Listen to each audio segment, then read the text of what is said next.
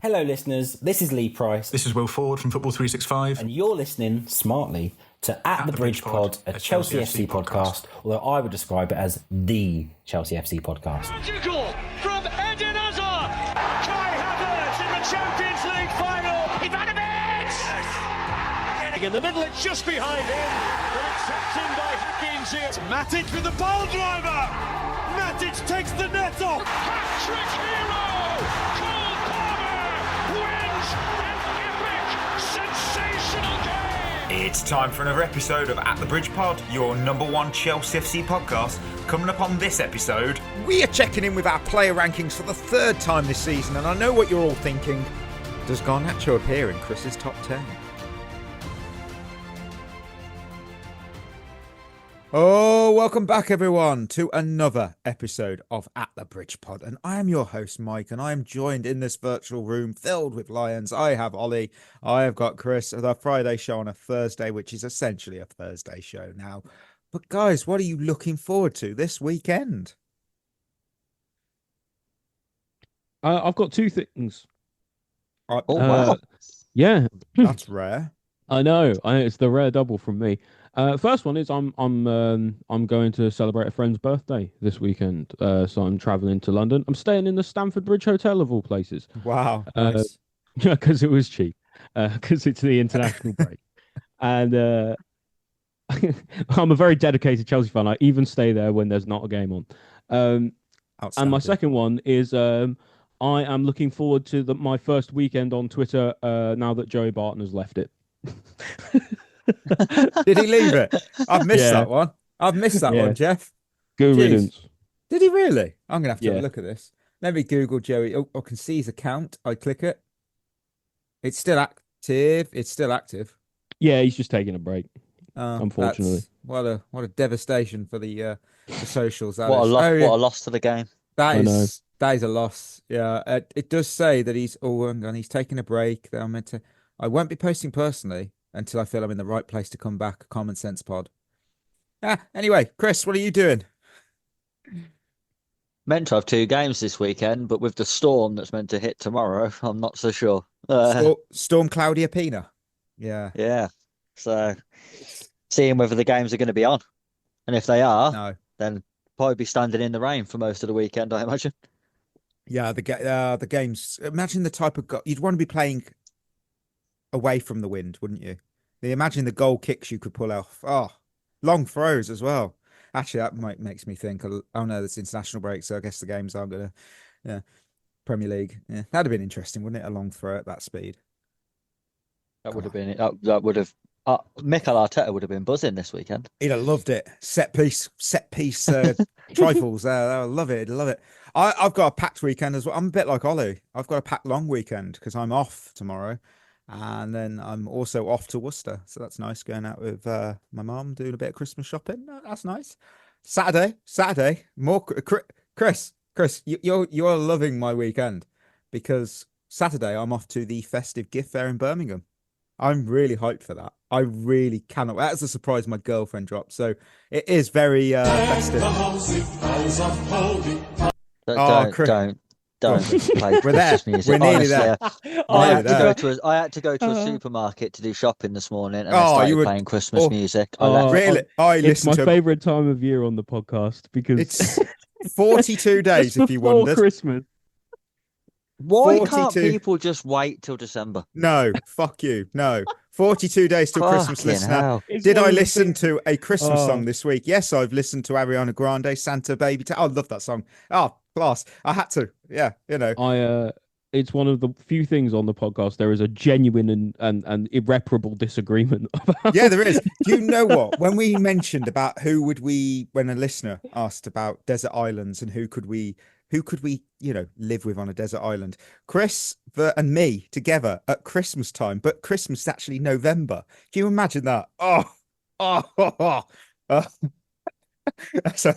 That's too good. That's why I didn't pick you, Mikey. No offense taken. No offense taken.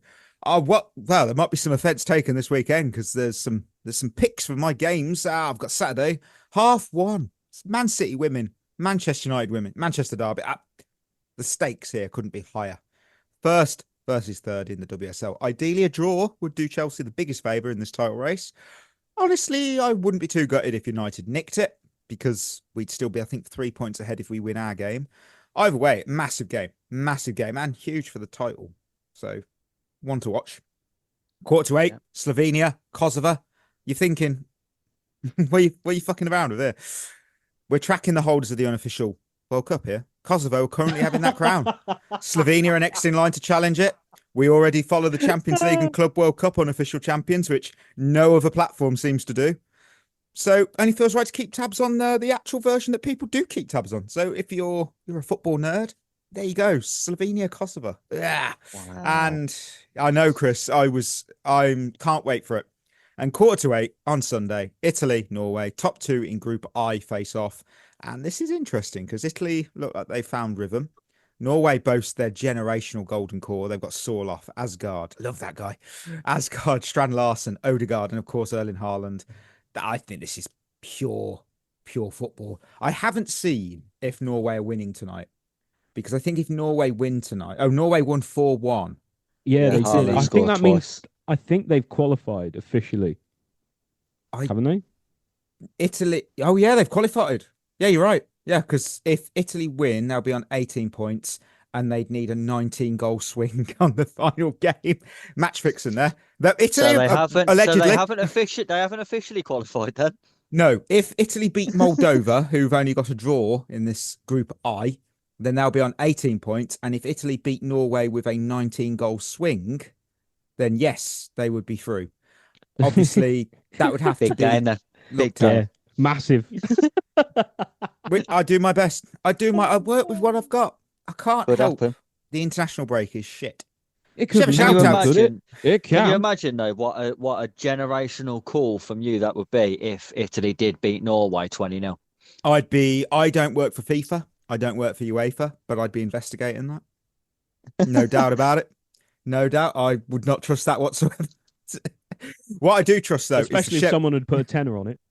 That's just a tenner. That's not really worth looking. Now, 10 grand. Now, suddenly I'm interested. Right. Shevva shoutouts is something I am very interested in. And I've got Dane. I don't think they're Danish, because they've gone with, to say we can't stop the clock when the ball goes out of play. Stupid when countless other sports do it. It won't be like the NFL, which I hate. Fuck you.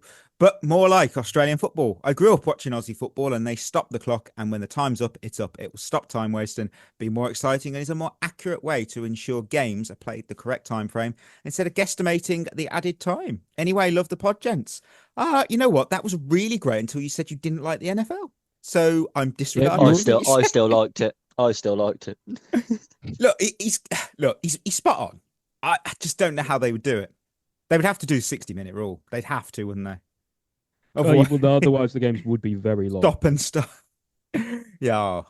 You know, because you get your some of the games. Huh? Yeah, you would. Yeah.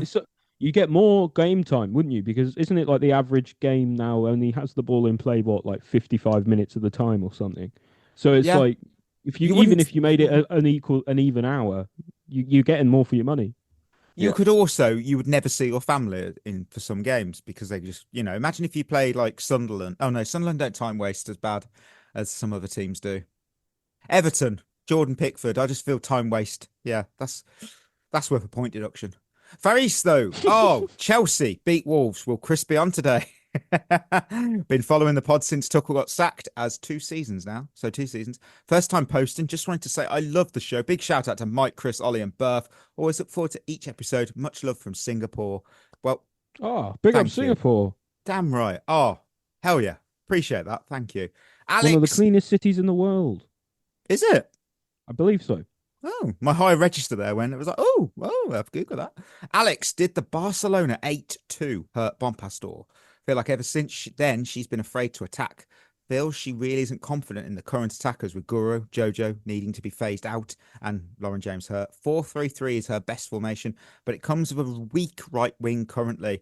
I've got to turn to Chris. What do you think on that?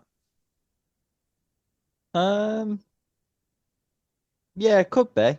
I think she's moved more this year to controlled possession. My issue with it really is I don't mind it as a plan because it should decrease the amount of turnovers. Therefore, you shouldn't be as susceptible to counter-attacks. But we're keeping the ball loads and still conceding chances from counter-attacks. So it seems a bit pointless. You might as well play end-to-end then.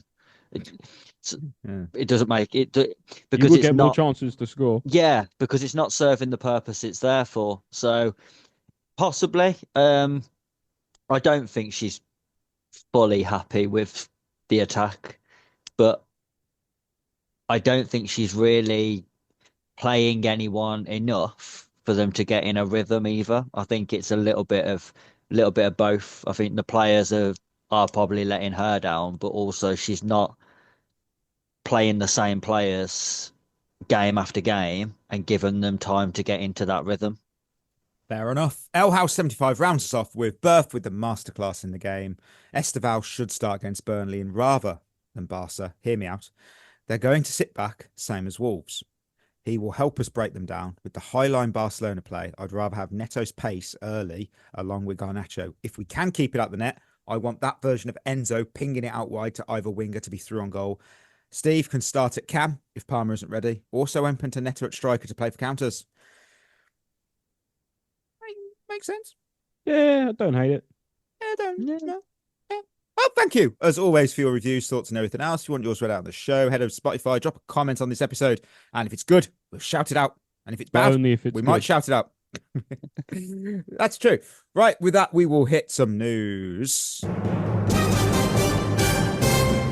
Oh, the elevator of Chelsea news. Let's see what you missed this week. Cardiff are not expected to get permission to play loney attacker Omari Kellerman against his parent club Chelsea in the Carabao Cup. Pedro Neto will play no part for Portugal during the November international break after being released from their squad following a joint decision with Chelsea. Trevor Chalobah has been called up to the England squad. Moises Caicedo has won back-to-back Player of the Month awards for Chelsea. And finally, two football fans who wore high-vis jackets and posed as stewards in a ridiculous, quote marks, attempt to watch a South Coast derby between Southampton and Portsmouth have been banned from attending football matches for 3 years. Now, utter woke nonsense. Let them in. This story is as wild as you think, and I just came away thinking, you know what, fair play, lads. My favourite part, and this is really bad of me, I shouldn't do it, but I'm going to do it, fuck it. My favourite part was how deadly serious the constable who dealt with all this took the story. And I really couldn't watch it with a straight face, so I'm quoting. This was a ridiculous plot to try and see the game, despite knowing tickets were sold out and those without tickets would not be getting in. They clearly came with the intention to get into the stadium illegally, bringing high-vis vests with Stewart on the back, with one even carrying a radio and an earpiece. However, what they didn't bank on was the professionalism and the vigilance of the club's security team and our officers, who quickly spotted they weren't wearing any accreditation and worked together to eject them. Their actions have seen them face very serious consequences in court today. And for two people who were so desperate to see this one game, they will not be able to go to any for 3 years. And the thing is... First of all, that's ridiculous. The second thing is, he's told them what they did wrong. So other people will try that. And, and they'll do it. Oh. The security part, look, I get the security is important in all events, in all large-scale events, big and small. I agree. However... their genuine intention was just to watch the game. There was nothing else involved. And it was just like, look, it's naughty. I'm not going to sit here and say anything. Yeah, it's naughty. It's like, is it not worth what I've just read? Is it fuck? No, it's not. Come on. Do you know what we need just in all things, in business, in law and everything? We just need like a common sense rule that can just overrule they'd have got everything away else. with. They would have got away with it if they'd have just took a stepladder in, because no one questions anyone with a pair of stepladders.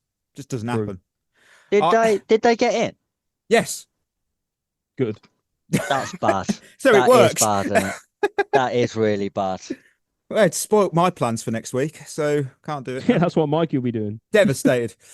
I don't have much in the news because it's international break. I've just seen Victor Osimhen scored an absolute worldie for Nigeria, like Drogba-esque, chests the ball down from a long free kick, and we fucked that one up, didn't we? Should have signed him. Did you see that Axel Disasi was back in first team training? I did. I think he's just making up the numbers. Surely. Yeah, sure he is. Sure he is. Just like while people are on the international duty, right? Yeah, We'll maybe. see. We'll see. Yeah. Imagine the remontada if he comes back and he does a Cucurella, and we're here in a year's time going, Axel Disasi, where do you have him? Ranked 5th in the power. Oh my word! What a turnaround he's had. He was going to be sold. God, if only. He's not. He's Right. definitely not as bad as people say he is. No, I think he's overhated. He's one of those players who's you always remember the bad more than his fine, so to speak. You know what? There's nothing in the news, so we'll go straight to the Kingsmeadow corner because Chelsea took on St. Polten in the Champions League, and it ended St. Polten 0, Chelsea 6. Quick fire winners and losers, and I will be honest with you all. I've got 3 winners, but I don't have any losers today. I couldn't. It'd be ridiculous. But Chris, general thought on that game, or go for a winner. Go for it. I thought the overall performance was the winner. It's finally seeing almost a handbrake off. The number of chances we created, obviously scoring the 6 goals, but also just the relentless nature of continuing to make chances at 2-0, at 3-0, at 4-0, still going for more and more, rather than getting to 2-0 and then sitting off and just keeping the ball and being happy with that. It was very much an older style performance where the players just went and let their quality do the talking, scored some really good goals as well. Sam Kerr got a couple. Yeah, and I hope it's a confidence boost for some players that they desperately needed. I do think if we can get Sam Kerr back anywhere near 100%, though, she will transform our attack. She looked good. She did. She looked like Sam Kerr, the Sam Kerr we require. She's not on my list. However, Kat Mack is a world-class performance. Oh, unbelievable performance. She was brilliant. Bagged a brace, could have easily walked away with the match ball. It was that dominant. And every touch just oozed confidence. Every run caused some chaos for the opposition. And if that free kick had just gone a little lower, a little bit further to the right, we'd be talking about one of the great hat-trick finishers, rounding off a hat-trick in style like Wayne Rooney against Fenerbahce. And even without it, though, it was a complete striker's display. She'll be thrilled. I'm thrilled. No more to say on that. And another one, I'll bring up my second one, Naomi Girma, back in the 11. Yeah. Made her presence felt. I called for her, didn't I? Her and Carpenter, they both were there. A clean sheet, composure in that possession, and just that assurance in the defence that we've cried out for. And she nearly capped it with a goal. The offside flag intervened. It's the weirdest goal, just like together. If you watch it, it's just a weird collection of things that happened, resulting in a goal. And even the commentary didn't actually know it was offside, so they just assumed. It's comical. I know it's really bad, but something should trigger in your brain to think. I think this has been ruled out. Why are they doing a kickoff from a goal kick? It was one of those. But look, it's nice to see her playing. It's nice to see her playing with confidence, bit of authority there, and I think it's massive for this team going forward. Massive. 100%. What is it about Girma that excites you, Chris? To have her in the 11 again? Well, mainly because we haven't seen her, really. We haven't seen anywhere near as much of her as we wanted to when we made the signing, and the whole excitement that was around when we made that signing. And then she almost got injured instantly. And then has really struggled for fitness since, has come in for a game and then has gone missing for a couple of weeks again, and then to come back on the bench, but hasn't really had that run of games where she stayed fit. I also think it's really important because this is going to be a phasing out period of Millie Bright. Not because of anything she's done wrong, but just age profile wise, you're looking at, as one of the comments mentioned earlier, Jojo, Guru, all these players are going to start to be phased out eventually, and the younger players are going to come in. So if we can get Girma in and playing and a run of games while Millie's still here, I think that's really important. Then Germa being injured and not really getting a run of games for the next 12 to 18 months. And then if Millie does leave in any time during that period, you're looking at it thinking, well, you're not the ready-made replacement now because you haven't been playing. And I think it's important. I always think when you've had incredibly good players like Millie Bright, you have to get the successor in while they're still there. You can't get them in once they leave. And I think seeing Germa play will really help that. For me, it's just great to see her and Carpenter together in the team for the first time. And I'll give you a question. When did Naomi Germa last play for Chelsea? Jesus. No, Chris, go on. You must know better than me. Chris was there. You know, he was there. January time? No, FA Cup final. Did she play? She played the full 90 minutes. Did she really? Yeah. Wow. I know. Honestly, don't remember her playing that game. Well, she definitely there. She was there. But that's the thing. You're like, wow, really? Shock. And also, this is becoming a favorite of mine. Where to just segue to Ellie Carpenter. She's in her inform card on FIFA is on my team at the moment. Of course it is, and she's just so good. She just adds something different to the team, and I still can't get over that we did a swap deal and we absolutely fleeced Leon. Like no disrespect the other way, but when we pick up, I just can't get over that we were able to secure the best right back in women's football. But I really believe that. I really, really do, because she's just so damn good. She was so creative. She was attacking. And, I liked Ashley Lawrence. Ashley Lawrence is a great player. She's 30 now. And, we got a younger player, a better player. That's mad. And on the final winner, hope I get this right, Karina Schluter, maybe? Look, she's the goalkeeper for St. Polten. She conceded 6 goals. Don't let that fool you, though. St. Polten's goalkeeper was sensational. She made 14 saves. Many of them were world class. She kept that scoreline gets better from turning into double digits. We took 43 shots in that game. That's insane. That's what I mean. It was so much better from us in terms of attacking output. And I don't think it was just down to the quality of the opposition either. We approached the game in a completely different way to what we have been doing. I think maybe the Arsenal game will be a turning point where maybe the team realise that holding on to those 1-0s just isn't the way to go. I did notice this is FOTMob, not a sponsor, but we had 3 players in the team of the week. We had Kerr, Macario, and Carpenter, of course. The thing is, though, with Schluter, busiest goalkeeper in this competition this season. No one has faced more shots and made more saves than her in this competition. And if you face a lot of shots, you're going to make a lot of saves, I know. But the thing is, that goalkeeper made some good saves. So she's one to watch, I think, out of St. Polten. They might be bottom with no points like PSG and Roma. But, keep an eye. I think overall, though, we'll look at the table. We got Barcelona on 9, Lyon 9, Man United on 9, us in 4th with 7, along with Real Madrid with 7. And then Wolfsburg, Juventus, Bayern on 6. And then obviously you get further down. Arsenal on 3, though. That's mad. The holders, it's very hard to get knocked out from that top 12. But Arsenal are making it a challenge for themselves, aren't they? I'm happy that we're 4th, because especially after that FC20 draw, it could have gone, we've had a few favours, haven't we? Bayern winning against Arsenal was quite nice to see.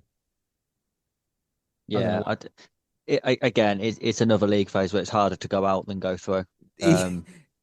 We've got 7 points, and FC20 have got 2 who are outside the top 12. You kind of think, we've done it. We're through. Yeah. I do think eventually, though, I think the new Champions League format in both the men's and women's game has been and will be better than the old style. I've enjoyed the new Champions League format much better than the old one. However, I do think there will come to a point now where they'll have to look at it and think, well, at what point does this become pointless? Because if it's harder to go out than go through, then what's the point in having it? Yeah, you're right. You're right. Anything to add before we shoot on over to our player rankings? Anything? Just I hope we take it. I hope we take the same into the weekend. I think there's no point doing this against, let's face it, a really low quality opposition. Liverpool, who are second from bottom. Yeah, and then going to Liverpool on the weekend and reverting back to let's try and win the game 1-0. I want to see us play like that in the league. That sort of assertiveness and attacking output. Obviously, you're not gonna get 43 shots against Liverpool. Don't be stupid. No. But You never know.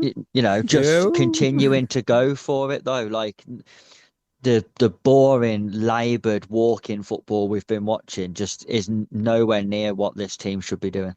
I feel like next week will probably be a Friday show because we play Barca on Thursday, and that's going to be must watch. Yeah, that will. That's one thing I don't like about the new format. Champions League on a Thursday doesn't feel right. No, that's not right. That's Europa League. Yeah, I agree. That's Europa League level.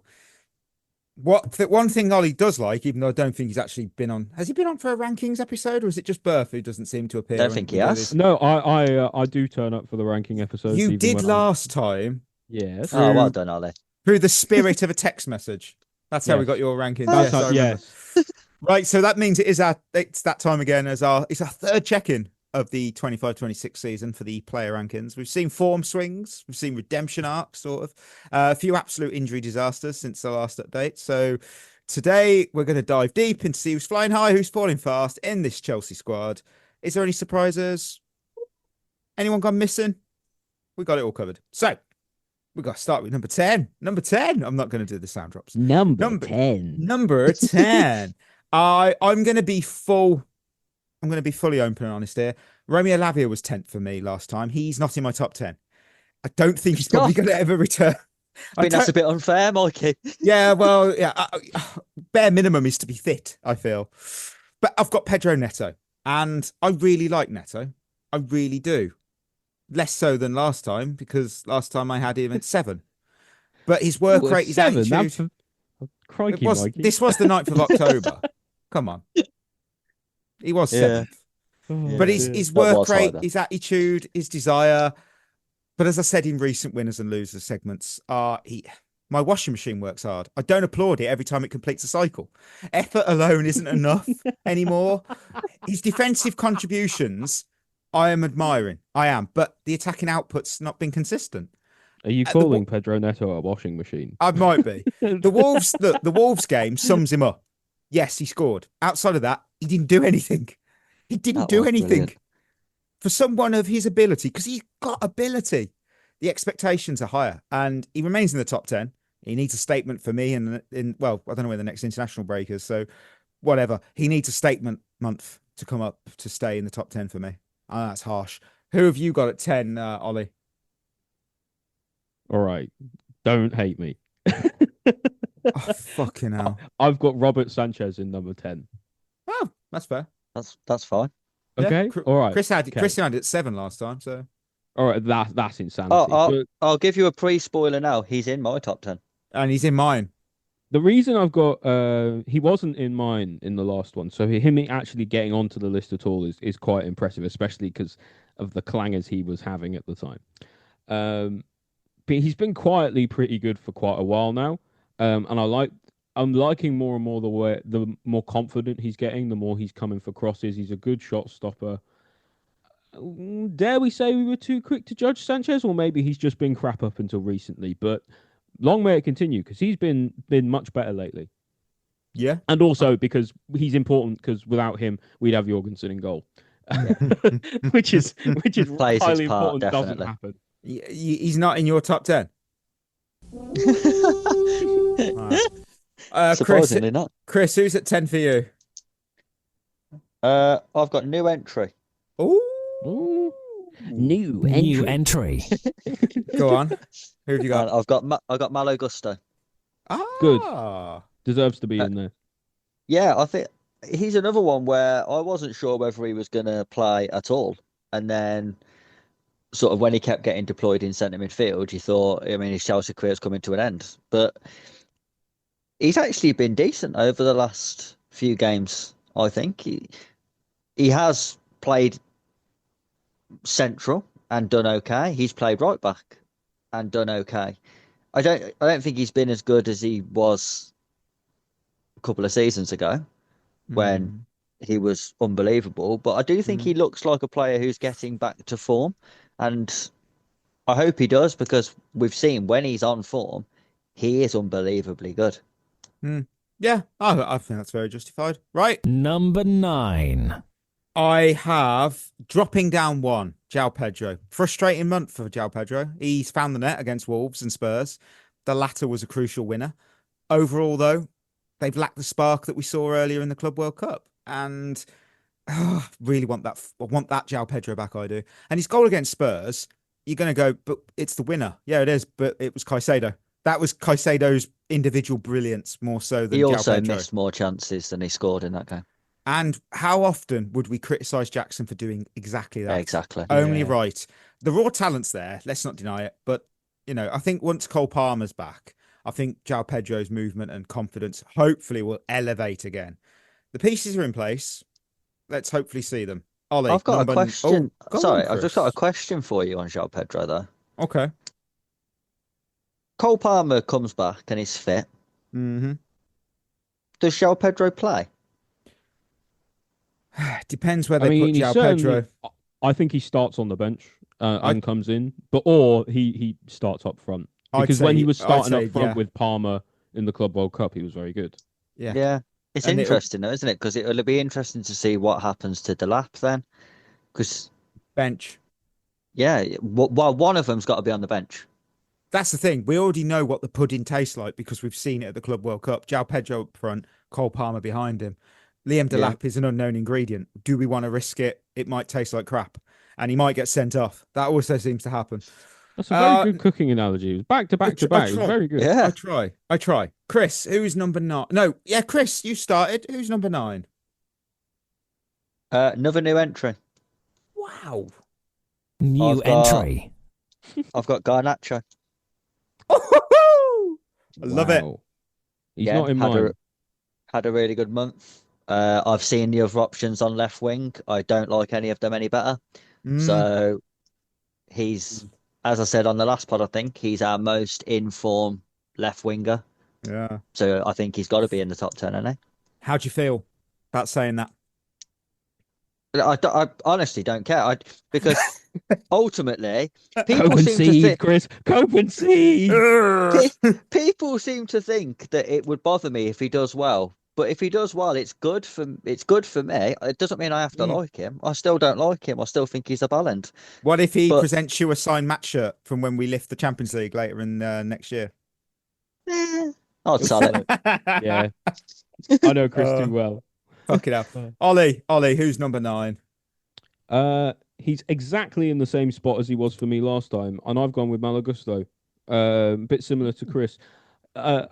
There's only one thing I have to actually say about Malo Gusto that I didn't realise until recently.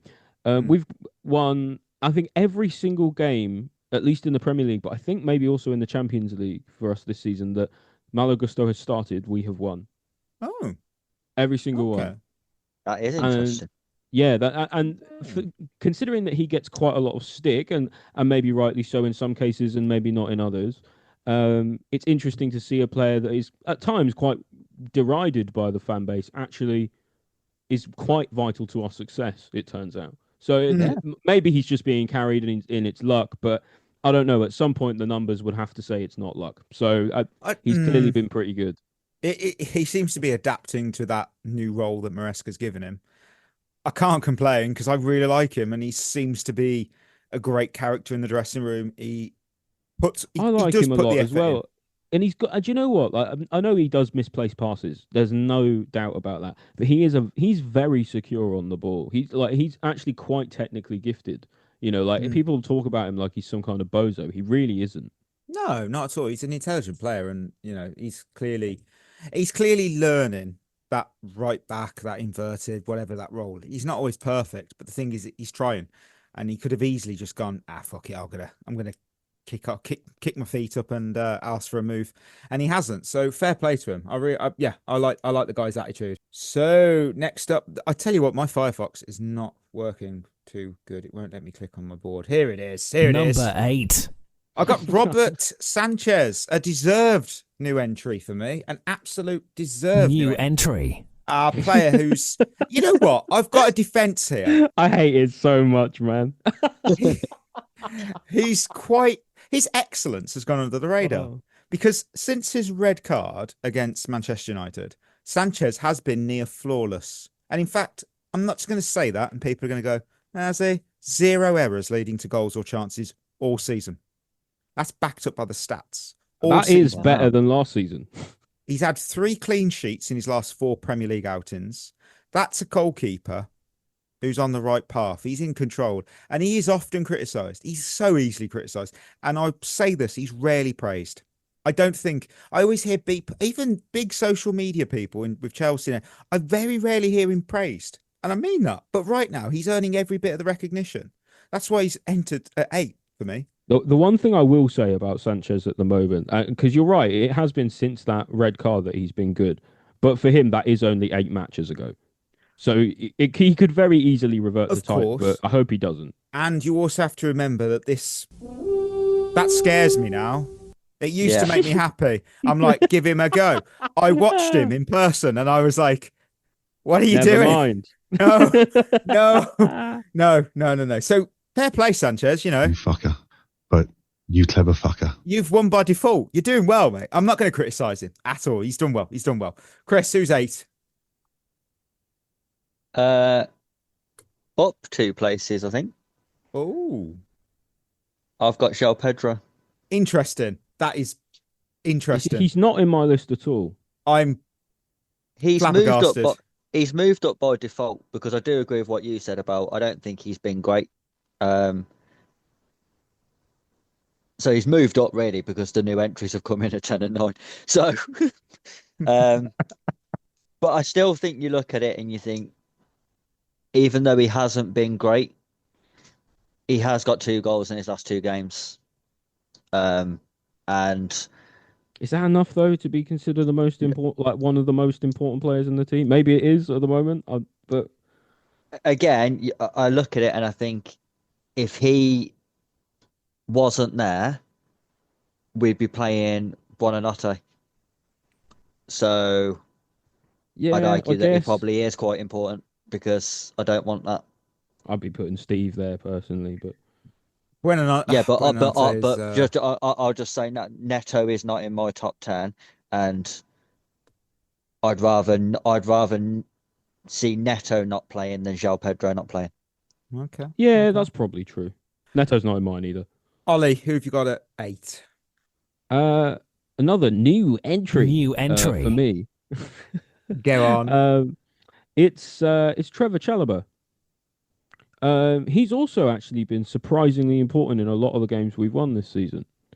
I know he's had his moments for sure, but I've actually been quite impressed with him lately as well. I think he's, as central defenders go, he's good enough that if you pair him with someone good, he's fine. And arguably, you could say Tosin is kind of similar. It's when they go together that it's the blind leading the blind. But for me, Chalobah especially has shown a lot of leadership. He's shown a lot of resilience. I'm impressed with his play generally at the moment. I think he's, especially in the last 2 games, and especially that Spurs performance as well. I thought he was very, very good in that. Didn't really give Spurs a sniff all night, and that was the reason we won the game at the end of the day. Because usually we ship chances for fun. I think he's finding his feet. Him and Fofana mean to be making a good partnership. It's a bit early for me to want to put Fofana in this list because he's back a bit. He's only just really come back. But I think if either of those two have to deserve it at the moment, a spot on this list is Chalobah. Fair play. Number 7. I got the captain. I got Reece James. He's back to his best. That's all I can say. I have 5 appearances since the last rankings. He's completed 90 minutes in 4 of them. That's outstanding for him. Do you realise how important that? Just saying that alone, that sentence is satisfying. 4 full 90 minutes out of 5 games. Oh, and each one solid, composed, and his adaptation as well to that inverted fullback role has now just gone unnoticed. When he's in there, no one talks about it, which is lovely. that means he's got the intelligence to adapt again, like Gusto, I guess. He's got the control, and it's what we needed. And the only game he didn't complete was Wolves, and that was a tactical benching, wasn't it? So that's not a performance related or an injury related. And a fit and confident Reece James for me makes Chelsea a far more complete side. No more to say. Yeah, no doubt. Oliver, who have you got? At number 7, down 3 places from my last pick, from my last time. It's Colwill. About time. I'm still gonna die on the hill that he's probably our best central defender, and his absence this season is proving to be pretty catastrophic for our defense. Despite what I said about Chalobah, I said he has to be paired with someone pretty good. Now Fofana's good. Don't get me wrong, but he's never available. You know, you just can't rely on him. He's made out of papier-mâché. He's a lot like Lavia in that sense. Maybe a bit better than Lavia, I suppose. But and that, as a result, has meant that we've missed. So we have had to have Chalobah and Tosin playing together at the same time. And again, it was the blind leading the blind. So Colwill is really important for me because he wasn't just good; he was reliable. And it's unfortunate that he's out this season, because I think if you pair him with either Tosin or Chalobah this season, I think our defence does a lot better. No.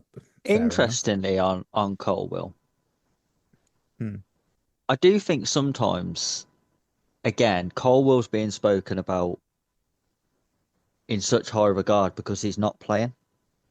Yeah, I think he got his form improved towards the back end of last season, and I thought he was good as well during the Club World Cup.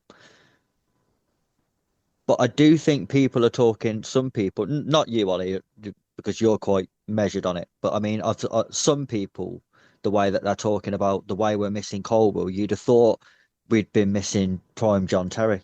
Like, got a point. Some people are saying we'd probably be top if Colwill was here, and I thought, well, let's calm down a little, because we had Colwill and we weren't top then.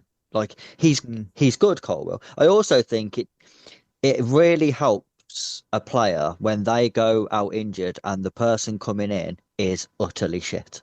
Oh, always helpful, because it makes you look so much better. Just because the depth is really poor. I think if Fofana was fit enough to start more than one game every 4 weeks, I don't think people would be talking about Colwill being injured. Yeah, but that's why he's important. Because Fofana can't do that.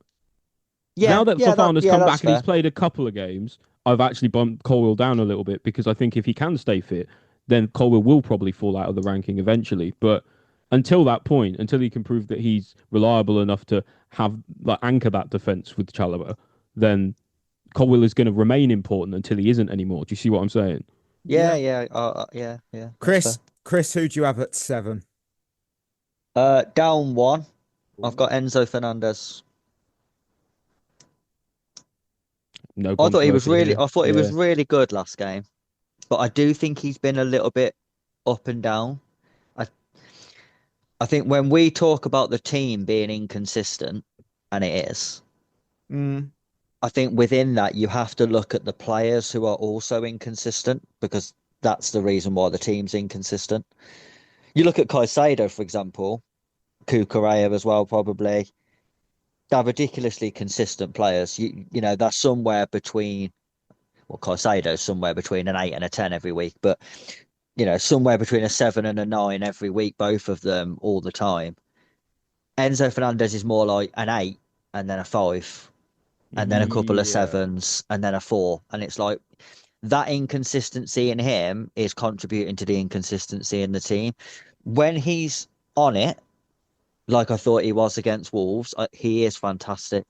But I think he's got to find a level of consistency again, like he did last season. And I think that's when you see our form be more consistent, when the individual players performed more consistently. Yeah, fair play. Right. Number 6, new entry. A rocket. This is a rocket. Woo! Straight into my top 10. I've got Alejandro Garnacho.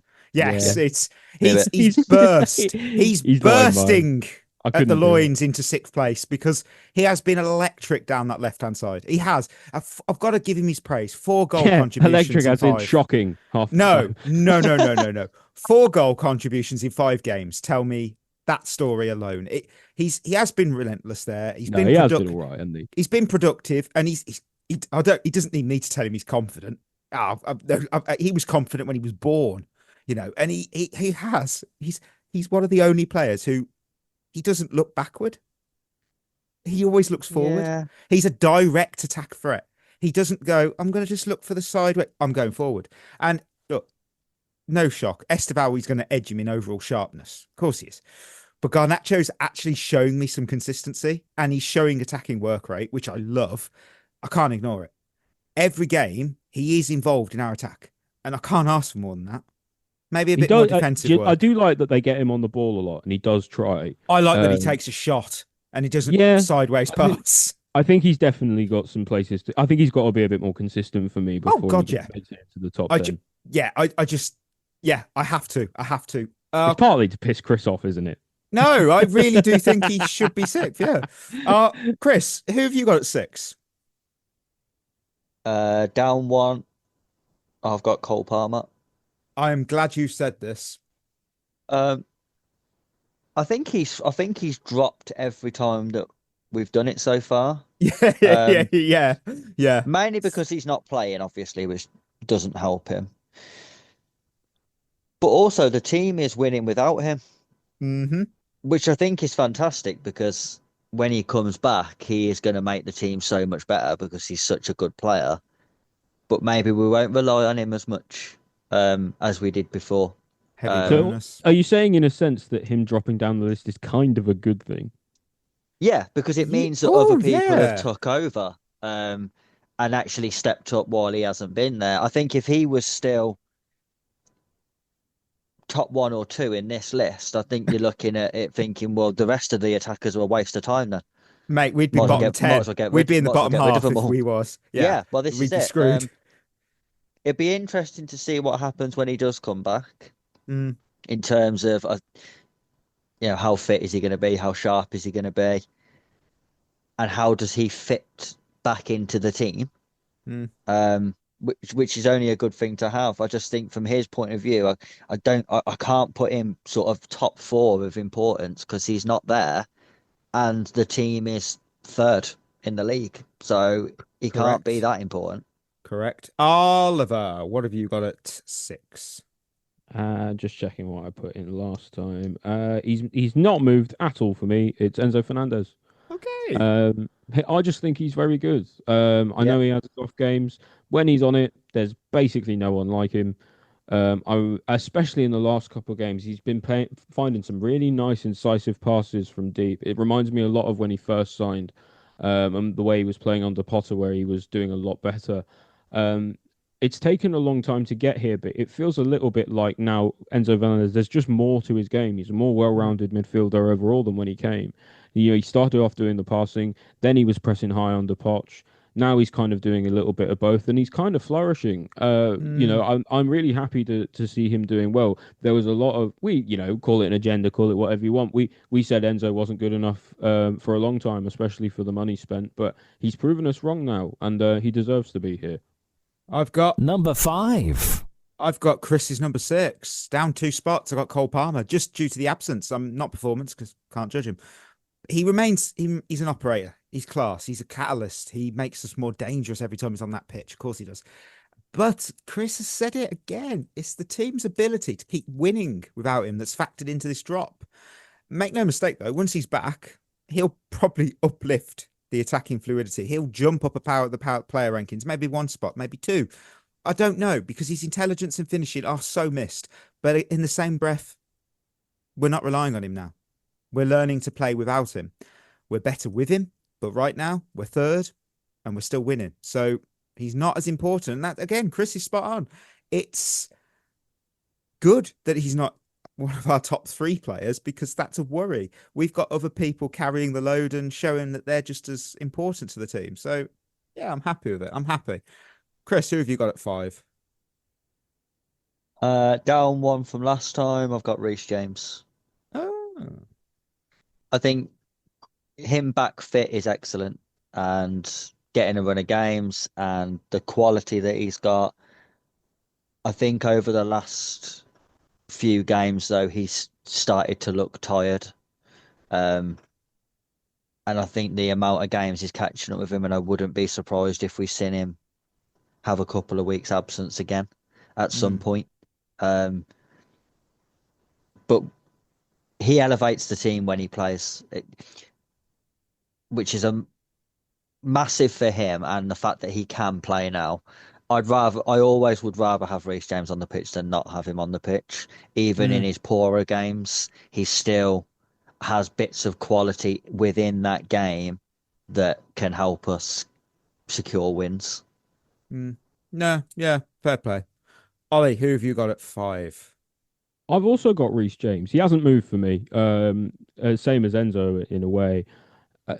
I think he's been pretty good lately. I'm really pleased that he's stayed fit. He really does seem to have at least started to kick his injury issues by now, because he's been fit for quite a while, and he is providing a lot of good to the team. I think, in terms of leadership, emotionally, just physically and in the game as well. Like, obviously he's a brilliant player, and it's really nice to see him. And I've been happy with his performances as well for the most part. One I was unhappy about. I can't remember which game it was now, but there was one game where I just thought his leadership was really, really poor. It might have been Wolves away in the cup. I can't remember if he played that game. It was that one, but I can't remember which one it is now. It might have been Carabag actually, but where we really struggled, and he, for me, just didn't do enough as the captain, to bring the team around and rally them, rather than he seemed like he was losing his head as well, and that did bother me. Because as much as I do think he's a leader, I don't think he's always got it in him. I don't think he's a natural leader. So for me, he's had some good and some bad, so he can't move. Do you see what I'm saying? Yeah, I see that. I see that. Right, moving to number 4. Number 4. I've got Enzo Fernandez. He's been quite consistent, aside from that absolute shit show of 29 minutes against Wolves in the League Cup that I personally watched, and perhaps obviously Karabag. That was a forgettable. But he has been high quality this season, and the discourse around his transfer fee will continue to cloud, I think, objective analysis around him. But if you just strip that away, you've got a midfielder who makes Chelsea unequivocally better when he's in the 11, and he dictates rhythm, he breaks lines, he adds balance. And against Wolves, again, someone's going to get just Wolves, mate. But it doesn't matter. He still showed that he has that quality in him. He's making the passes. He's got the vision to see them. Now, you could be a shit team you're playing against, or a good team. If you've got the vision, you'll deliver it, and he's delivered it. So I know we played Liverpool and we did the rankings before, so can't really use that game. I've just been quite impressed with him. And do you know what? He definitely has to play against Barcelona with their high line. He needs to be picking passes out in behind. Oh yeah, he could be like a prime Tom Brady. He could get the deep ball in, and he could be quite something. He could be. I will go to Ollie. Who have you got at 4? Number 4 for me is Estevao. Oh. I mean, there is nobody like Estevao, it feels like, in world football at the moment. People might say, what have you, with Max Dowman at Arsenal or Lamine Yamal or whatever. Estevao's just different. I don't know what it is. He is just something else. And his maturity, his understanding of the game, his football IQ, I feel like we're almost at risk of overrating him a little bit, because he hasn't done all that much yet. But every time he plays football, I want to watch it. If he was playing football in the park, I would watch it.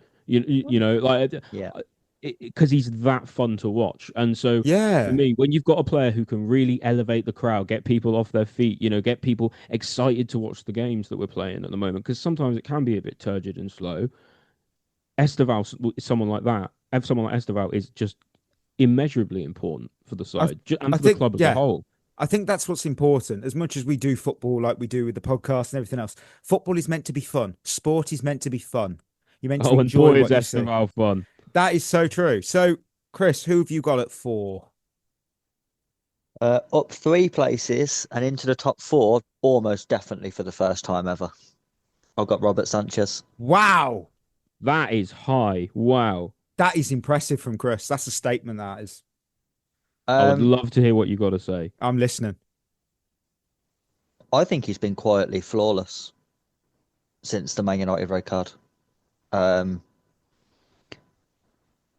he's playing with an air of confidence now as well. What I really like what he's been doing lately is he's been doing the basics of goalkeeping really well. So if he's coming to claim a cross, he claims it. If he's coming to punch across, he punches it away from danger. He seems to have got out of this habit of flapping at things. He hasn't made any glaring errors. He's made the saves that you would expect him to make. It's And some that you wouldn't. Yeah, and on a much lower level, it's much more Courtois-esque, where when we had Thibaut Courtois, he wasn't the sort of keeper who pulled off worldies every week, like a David De Gea type who was like a walk-in highlight reel. Courtois was just solid. If the ball came into the box, he caught it, and everyone knew he was going to catch it. So the defense was never panicked. If it was a routine shot, he'd save it and everyone would move on. And almost the stuff that you don't talk about because they're so routine. That's what Sanchez is like at the minute. When someone's taking a shot from distance now, I don't have that worry that he's probably going to let that in. Do you know what? Who never had that? Kepa. Yeah. I think his distribution's got better. I like the fact now that he's trying to launch quicker counter-attacks when he catches the ball as well. He's always looking for that quick rollout to send us on the counter. And if he wasn't there, we'd be playing Jorgensen and probably be 12th. So that plays a massive factor. You need a into this sad as well. version. You need a sad version of the Viking horn, I think. Well, I do have. Yeah, that's more like Yeah, it. that'll do. Yeah. Oh man, Jorgensen, man. Just what happened there? What happened? Oh man. Oh yeah, cool. Next up, we're into the big ones now. Number 3. Oh, I've got Estevao. I have. He's up one place now from 4th, and he's broke into the top 3. What a justified rise of one position this is. Chris, you called it early on our previous ranking episode. Chris was spot on. He always is. He was spot on. Whenever Estevao comes off the bench, he injects pure electricity into that side. You know, his directness, his flair, the courage, the confidence on that ball. He lifts the team and it lifts fans off their seats. I've done it myself. I'm like, oh, what's he going to do? And that's not just potential. That's starting to become production. He's a special player who's fastly becoming undroppable. It's just a damn shame he can't get a game to start. Yeah, well. Chris, who have you got at 3? Down 1. And just due to who's gone in at 2. I've got Mark Cucurella. Hasn't really done anything wrong. I do think, though, over the last couple of weeks, he's almost been less noticeable, I think, Cucurella, which, again, might be a good thing because as a defender, if you're not being noticed, it's almost a positive, I think. But I think he's been less effective going the other way over the past few weeks, Cucurella, in terms of like an attacking output. He was really important to that early, like last season, earlier parts of this season, even a few weeks ago. The areas he was taking up was really important to our attack, and it just seems like he's sort of plateaued a little over the past 3 or 4 games, which again could just be simply the fact that he's played about 600 games in the last 12 months and probably needs a rest at some point. But still ridiculously important, still the best left back in the league. He still has to be in the top 3. Yeah. Ollie, who have you got? Number 3 for me is down 1 is Cole Palmer. I understand what people are saying about the fact that he's not playing and we're still doing quite well. And it's fair to say that if he's not playing, he can't be that important. But as you can see with my views on Colwill, I think him not playing is really important to this side. Because yes, we have won games, but a lot of them haven't been easy. We've had to dig deep. We've had to play against low blocks. We've had to really struggle through a lot of games. And what Cole Palmer gives you when he does play is someone who can just automatically almost break some of those deadlocks that you need to break. In order to, change the game, because we know as Chelsea fans, we know at the moment when we're playing in a more open game. Usually when we're winning, and the other team has to attack us, we look a bit better. We look a bit more exciting. We look a bit more on the ball. Someone like Palmer makes that happen, and at the moment we're finding it hard to make that happen. So for me, he's still got to be up there. Yeah, he does drop down a place, but for me, when he comes in, he is irreplaceable. Number 2. Oh, I forgot about that one. I feel Ollie and I have to do this together because I'm gonna get confident and predict that we've gone for the same player, and that's Cucurella. It is, yes. Well Look, done. he's rock solid in this second place because he hasn't shown me signs of regressing. He's our most consistent defender. He's always in that back line along with Reece, I suppose. But he is a genuine world-class player. And yeah, he probably has hit maybe 7s, but still, I'm not going to complain at a 7.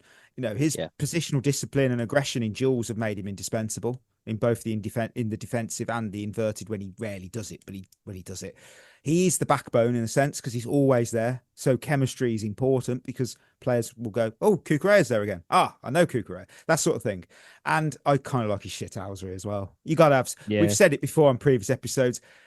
You kind of have to have a player in the team that does the. You need him. Don't get me wrong. I absolutely got so pissed off with his theatrics against Wolves in the League Cup. But the thing is, it's that sort of shit that it convinces referees to make certain decisions or protect certain players. It just works, like it or not. Ollie, why have you got him at 2? The same thing I always say about Cucurella. He sets the tone for the team physically and mentally. He's always working hard. He's always making the right decisions. He's always in the right places. Chris might be right. Maybe he's gone off the ball a little bit lately, but I've been genuinely very happy with his performances. He's the best left back in the league. He's good in a multitude of positions. And the thing that I really like about him lately is he just straight up doesn't get things wrong anymore. Like when he first came in and he was really struggling and people thought, we're at that point where we thought we were going to loan him to Man United for next to nothing.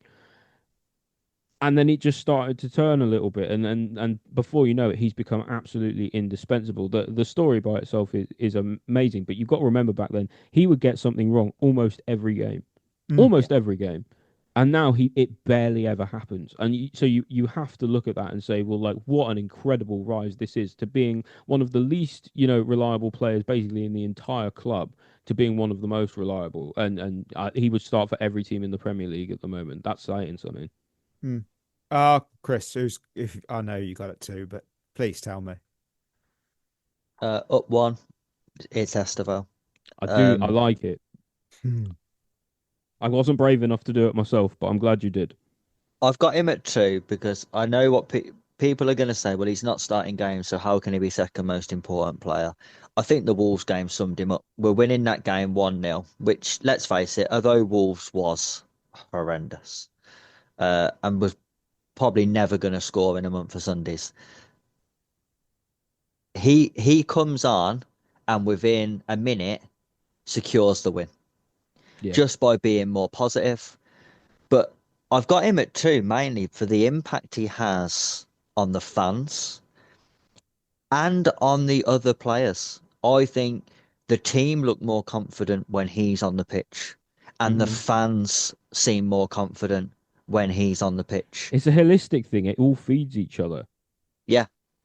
I think for a lot of the other attackers, when he comes on, it's almost like the pressure has been lifted off them because they know that they can give him the ball and he'll do something. And he's so exciting to watch. And like you said, Ollie, I think he's one of them players where I like footballers that I want to watch. I don't want to watch a load of robots play. Otherwise, we might as well just turn it to AI football and we'll all just watch it like that. I like footballers, and Estevao's a footballer. He's not an athlete playing football. He's a footballer. He wants to make things happen. He wants to try things. He's fearless. He has got to start games. I think the only thing holding people back from getting really excited about Estevao in terms of outside of Chelsea is the fact that Maresca, for some reason, doesn't want him to start football matches. I think the minute he gets a run of games, he'll be winning Premier League Player of the Month awards. Oh, would be nice. It would be nice. On that note, no, Ollie, you are about to Sorry. speak. Go I was ahead. just going to say, I want to hear Chris's opinion on this. Just on Estevao, one last thing before we go. Do you think he's in danger of becoming overrated? Or is it just not possible for him at the moment? No, because I think he can match the expectations that people have got. I think it's very much Hazard-esque when Hazard came in, and after his first couple of games, people was already talking about him being world class. And I remember, I think it might have been like 5 or 6 games into his Chelsea career, people was already saying that he was going to be a player that would lead us to league titles and eventually go and play for a club like Real Madrid. And Estevao does feel like that. Yeah, and all of that happened. And the reason why I don't worry about Estevao becoming overrated is because I don't think it will affect him.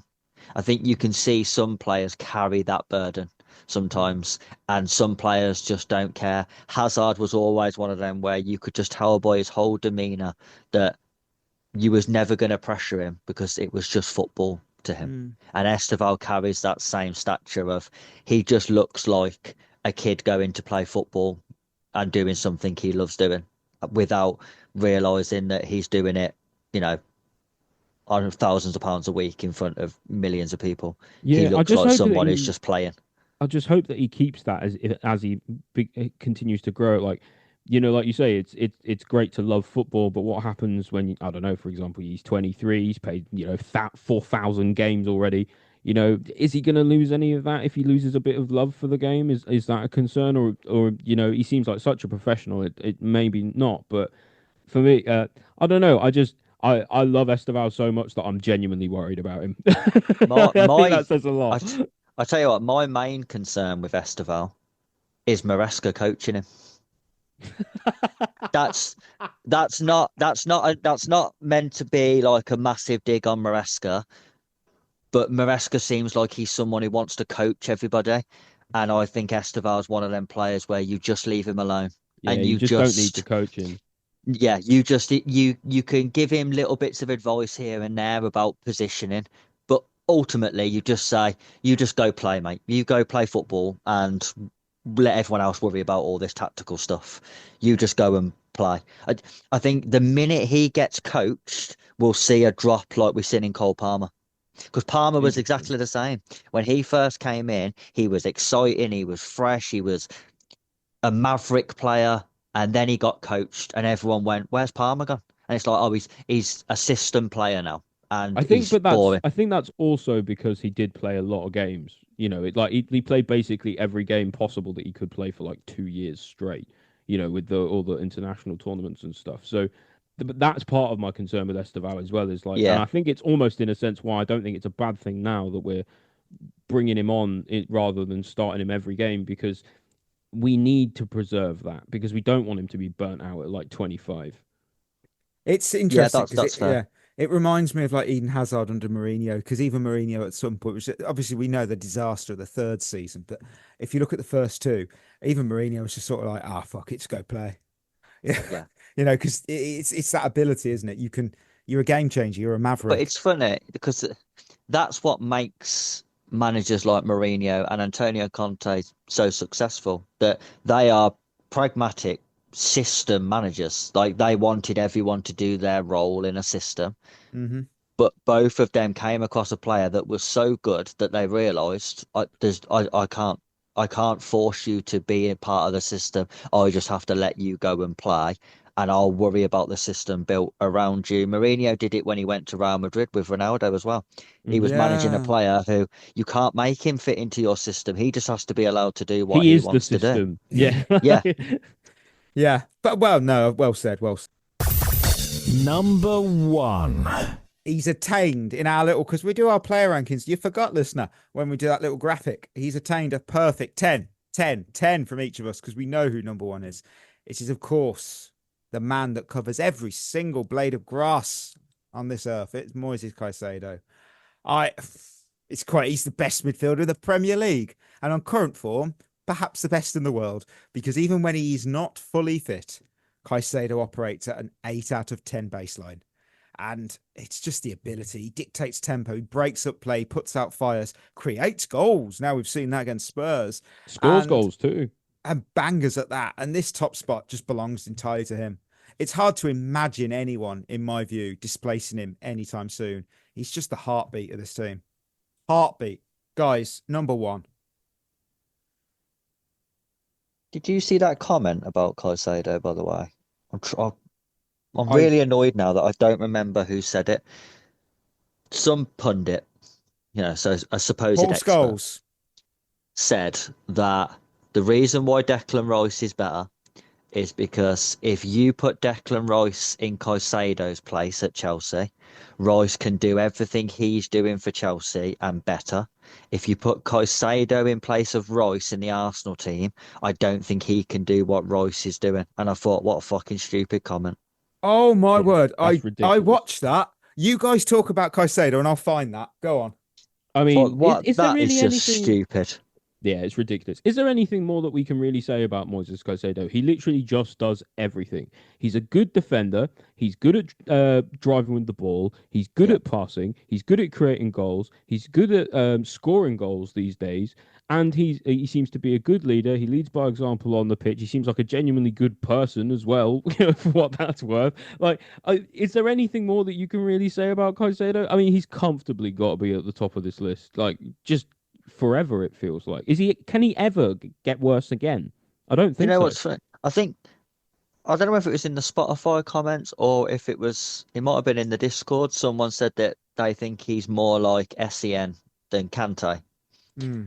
Yeah, I buy that. I think the biggest compliment to Caicedo is I think he is the absolute best parts of SEN, Kante and Makalele all put together in one player. Chris, I found it because I've just remembered who said it, and I get on with this lad because we do tweet each other often, but I'll play it. Obviously, they're quite different roles at Chelsea and Arsenal, but if they swapped roles at each other's clubs, who would do the other one's role better? Declan Rice would do Caicedo's job significantly better than Caicedo would do Declan Rice's. I was thinking about this on the way in. Significantly? Significantly, yeah. Caicedo can't. I know he's started adding a few goals to his game now, but he can't take free kicks like Declan Rice. He can't dribble like Declan Rice. He can't shoot like Declan Rice. Declan Rice feels like a much more He can shoot. This boy can complete- bang from the edge of the area. He can the goal shoot against for Liverpool. sure, He's actually got more goals though than Declan Rice this season. For sure, this season, but we didn't just start this season, for sure. And I think Declan Rice has done it on bigger stages as well. I know Caicedo's won the Conference League. Dougie Critchley. I get on with him, but even... Hold on. I have never heard someone having an opinion where every single word they say is wrong. It's just, I think I tweeted about it because I was like, Neve is just there going, significantly. It's that word, significantly better. Oh, come on, behave. Why? Look, not an Arsenal pod, and I'm not doing this because it's anti-Arsenal, but why are we all of a sudden seeing Declan Rice score 2 free kicks, which were very good free kicks, and now saying he is significantly better at free kicks? Yeah, he scored 2. Calm down. He said he can't dribble like Declan Rice. Yes, he which can. is bollocks. He can't pass like Declan Rice. Yes, he can. No, he can't pass like Declan Rice because he's better. Yeah, he can't shoot like Declan Rice, and then someone goes, "Well, he's got more goals." Yeah, but we're not just talking about this season. Well, we are, mate, because we're talking about now. We're not talking about 15 years ago.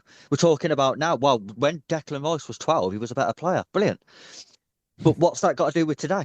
And then he can't take free kicks like Declan Rice. Declan Rice, since those 2 free kicks in the Champions League, hasn't took a good one. No, I don't. Like, it's a good free kick. Both are It's decent hardly free better. kicks. But it's pointless and irrelevant as well, because if you put Caicedo on free kicks and corners like you did with Declan Rice, he'd be better at them as well. He's a better passer than Declan Rice, so he's going to be better on corners by default. And to be honest, with free kicks, I know he could probably bang a few in. I'm so confident in that because he's good at shooting, because he scored more goals than Declan Rice from further out than Declan Rice this season. There is actually no evidence to suggest that Caicedo is worse at free kicks because we don't see him take them. Exactly. But the thing is, utter nonsense. The first free kick is decent. It's not great. The second free kick is very good. That's not going to be a deny. Yeah, but it was like 8 months ago. It's fucking hell. You are done for me lately, Declan. Come what on. have you done? Nothing. Well, there we go. There's our top 10. And I've got the graphic. I don't need to make the graphic. And if I do load it, it will crash because Photoshop doesn't like my PC when it's running Discord, when it's running Zoom. But the top 10 collectively with our rankings, we've got 10, Pedro Neto, 9, Trevor Chalobah, 8, Malo Gusto, 7, João Pedro, 6, Enzo Fernandez, 5th, Reece James. This hasn't done it right, has it? I've just realised somebody's missing. Garnacho. Garnacho is it's because I didn't put a 0 in the fucking column for Birth. Fuck's sake, Birth. Oh no, Ollie didn't have him. No, I didn't. No, Ollie didn't have him. So it's a 0 for Ollie as well. So he probably won't make the top 10, will he? Oh no. Anyway, doesn't deserve it yet. Interesting. Don't. Okay. No, you're right. He got 7 points in total, which drinking my haterade. There's no way he's not in that top 10. I believe no. Well, but to be fair, there can be because he's like 11th probably, and he was shit against Spurs. He was, which was only what 3 weeks ago. No, there's no way. This is fucked up here because there is no way. Mikey loves Garnacho so much that he thinks his own match. I'm not. He's trying to fix it. So I'm not. I'm just look. There's no way because his average score. Fix maths, mate. His average you can't score. Fix it, mate. He's just not good enough. His average score is 1.75, and that's more than Gusto, who's got 0.75. I'm gonna have to work this out and do it again. So we'll just ignore what I've just said. Scrap all that. Ignore we'll put it in that. the Discord. We'll put it in the Discord. But it will be corrected. It will be corrected. I'm saving Charisma's questions. There. It doesn't matter. Exactly. I'm saving Charisma's questions for our mailbag in the week. So I'm just going to go straight to Lone Army, where the bloody button is never anywhere to be found. Alrighty, so let's go shopping in London, because that's the topic for today. And we play Spurs this week.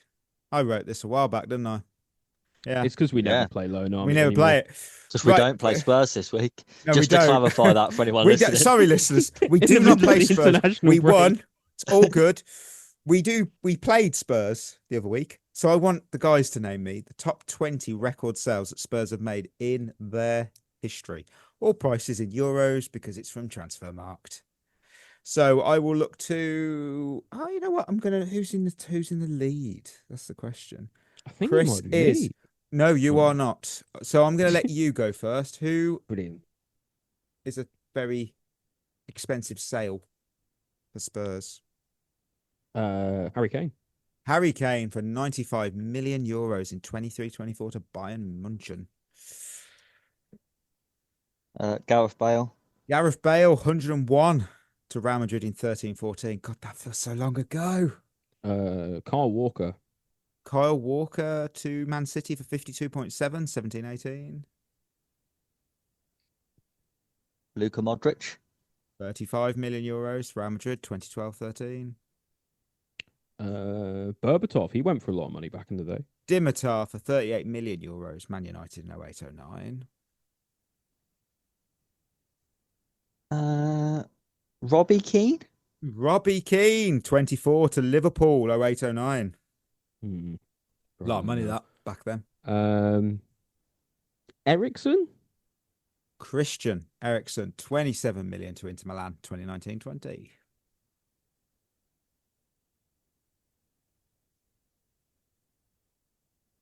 Michael Carrick. 27.2 to Man United in 06-07. Okay, I'm struggling with this. Trippier. Kieran, 22 million, Atletico Madrid. Wow. So it's really low prices. Yeah, this must go really low. This must go down to like, I don't know, 15 mil, something like that. Yes, correct. Jesus Christ. So basically anyone they've ever sold. Heung-min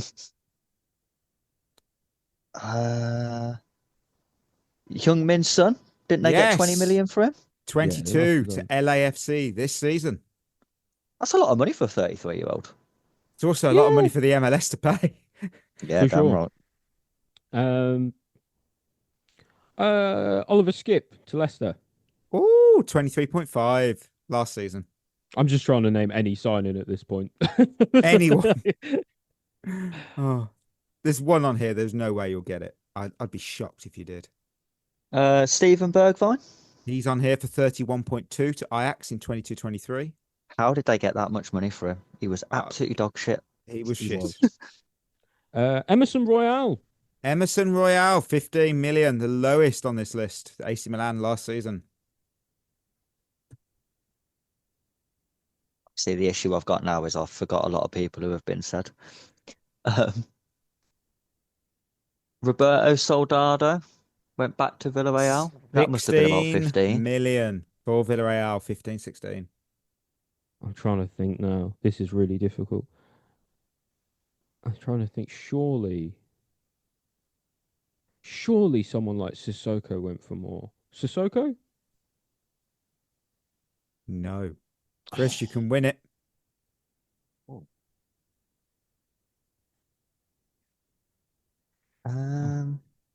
Jermaine Defoe? No. I'll give you one clue. All these players are very much... remember him. They're very much that. Oh, no. Yeah. So you're telling me... Hold on. You're telling me they never got more than 15 million when they sold Defoe. They sold him too cheap. What about... very Spurs. Oh, these players, man. Oh, they're great.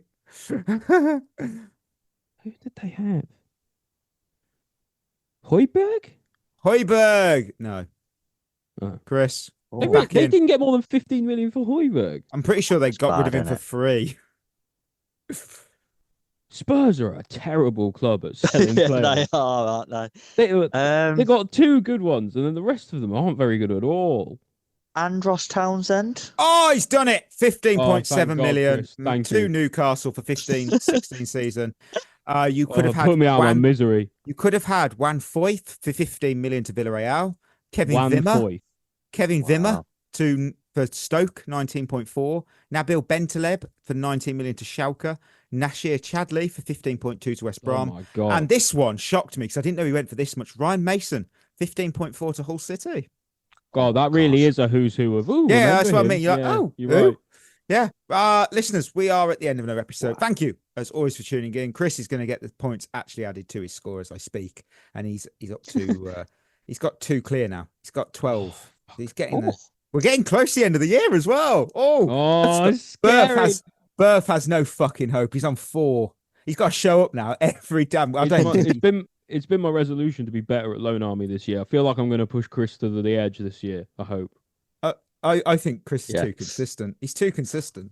I know. We are at the end of another episode. Thank you for tuning in. Don't forget, proudly partner with Head in the Game, the mental health charities, football, supporting wellbeing community. You can find out more at headinthegame.co.uk. Treat yourself well. We'll be back on Monday. We've got something. We do know what it is. We're just not going to share it. So you'll find out what it is Monday. So there you go. You can tune in. Treat yourself well. And until next time, that'll be us signing off. You've been listening to At The Bridge Pod, a Chelsea FC podcast. Follow us on Twitter and Instagram by searching for At The Bridge Pod. And if you're listening on Apple or Spotify, leaving us a review is always appreciated.